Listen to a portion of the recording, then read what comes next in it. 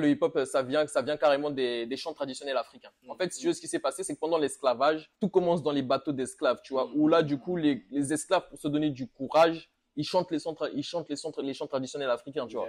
Et quand ils arrivent aux États-Unis, qui travaillent dans les champs, en fait, ces sons évoluent et ça se transforme en négro spirituals.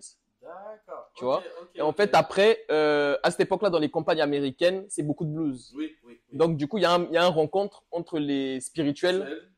et le blues. Ok, Et là, ok. ça fait un cocktail, tu vois. Et Ouais. après, ça évolue. Ça évolue vers, D'accord. tout ce qui est jazz, Jazz, tout oui. ce qui est Charleston, tout ce qui est Le blues. foxtrot, Oui, bien sûr, bien sûr. tout ce qui est bebop, tu vois. Même les prémices du rock'n'roll. C'était très peu comme Ouais, ça aussi. c'est ça. Après, genre, on arrive au gospel. Gospel, bah, qui dit gospel dit derrière R&B, soul. On a le rock'n'roll, on a la funk, on a la disco, on a le P-funk.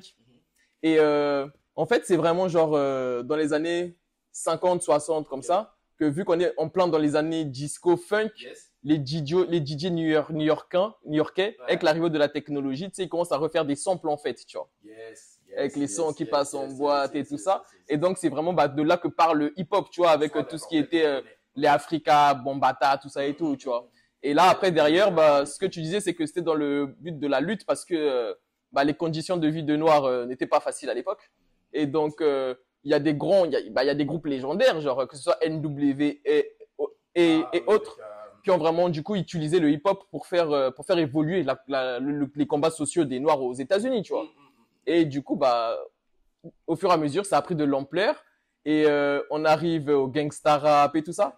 Et après le hip-hop, il arrive en France. Et après, bah, les précurseurs du hip-hop, bah, il y a tout ce qui était les NTM, les Lunatic et tout ça, les Booba, les Solar et tout, le secteur A et tout.